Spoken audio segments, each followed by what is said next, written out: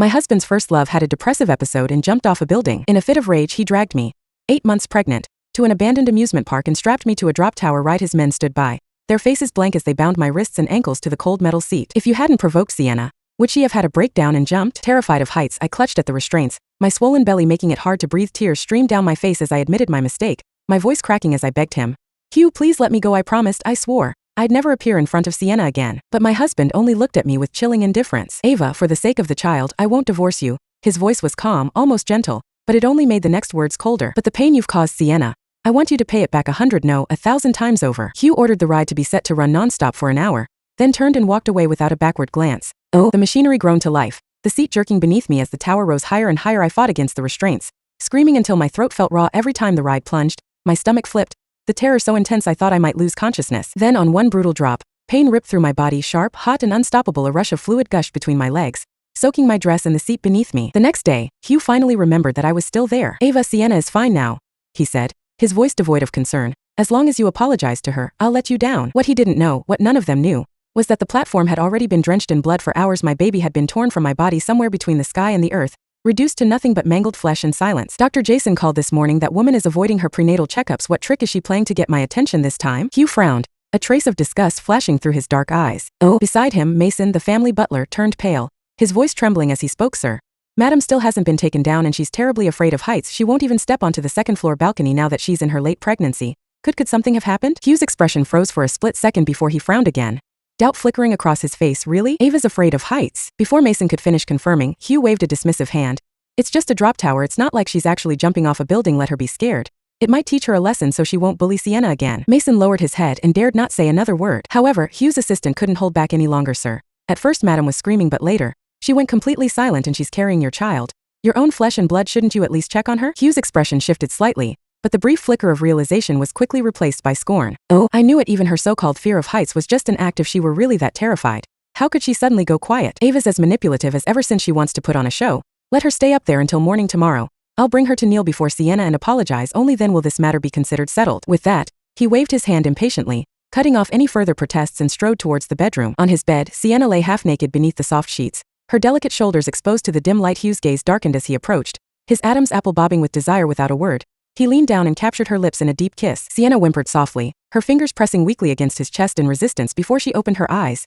Hugh, we're in your room. If Ava finds out, she'll be upset. Her voice trembled just enough to sound pitiful, her wide eyes filled with guilt and hesitation. And about what happened before, Hugh?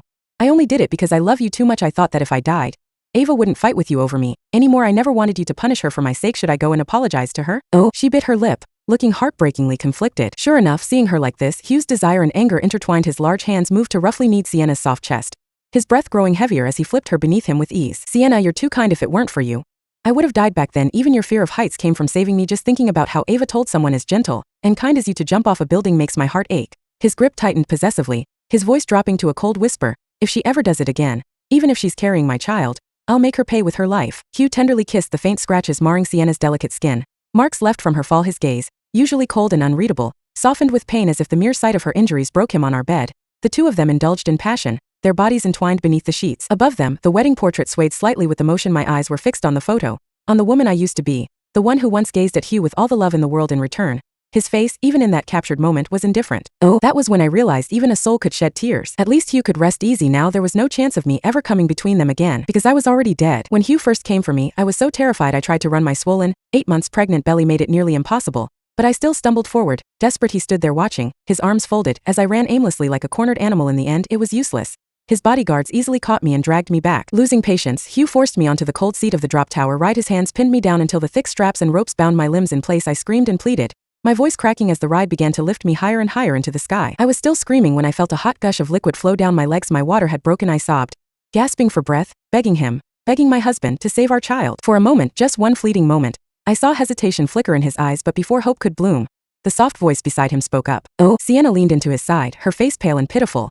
I thought Ava's due date wasn't until next week, but she does look scared. She even wet herself before the ride went up. Maybe we should just let it go. I'm fine now anyway. That was all it took. In the next breath, Hugh's expression twisted with disgust. Ava, you're vile, using our child just to win my sympathy? Stay up there and think about what you've done. 100 yards above the ground, the wind howled, cutting through my thin dress like a blade. My teeth chattered uncontrollably, But the pain twisting in my abdomen was even worse. The baby was coming. I thrashed against the ropes, the fibers cutting into my wrists until layers of skin peeled away, blood dripped down my arms. But I didn't stop. My fingers clawed desperately at the knots until, somehow, they began to loosen. The third time the ride shot upward, I gathered every last ounce of strength I had left, and that's when I heard it.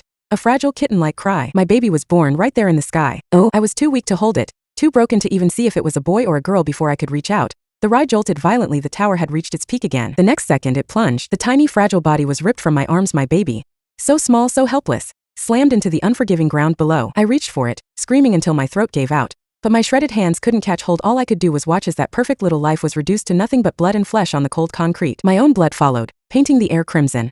A midsummer snowfall of death. In that final agonized scream, my breath gave out. And where was Hugh? He was nowhere near me. Instead, he'd gathered the city's best doctors. Not for me, not for our child, but for Sienna, all because he didn't want a shallow scratch on her arm to leave a scar. He brought her fresh roses, carefully selected from a florist who imported them from halfway across the world.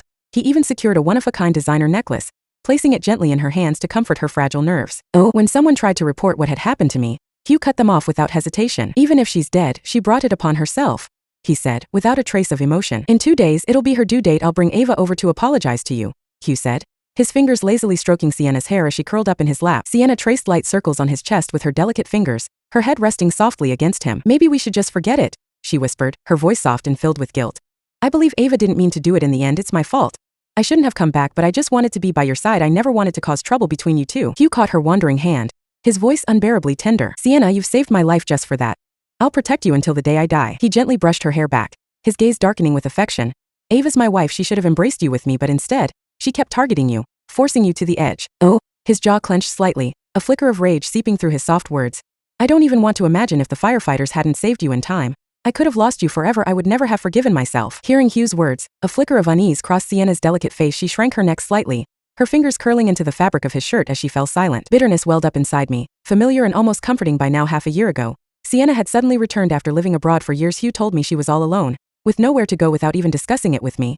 He brought her into our home, as if it was the most natural thing in the world. At first, I didn't mind. I even felt sorry for the fragile girl and took care of her in every way I could, preparing her meals, making sure she had warm clothes, trying to make her feel welcome. I wanted to be kind. I wanted to be a good wife. Until the night everything changed. Sienna picked up a glass of red wine, poured it over herself, then collapsed onto her knees in front of me, trembling and pleading for mercy. Her voice was so soft, so pitiful, that anyone passing by would have thought I had been tormenting her for days. Oh, from that moment on, the way Hugh looked at me shifted that night. He didn't even give me a chance to explain. His fury exploded like a storm, and before I knew it, I was dragged to the attic and locked inside. He left me there, hungry and freezing, for 3 full days. When he finally came back, his voice was colder than I'd ever heard. Ava, you've really disappointed me, he said, his gaze filled with disgust. You have no idea what Sienna means to me. If you dare lay a hand on her again, even if you're my wife, I'll make you pay.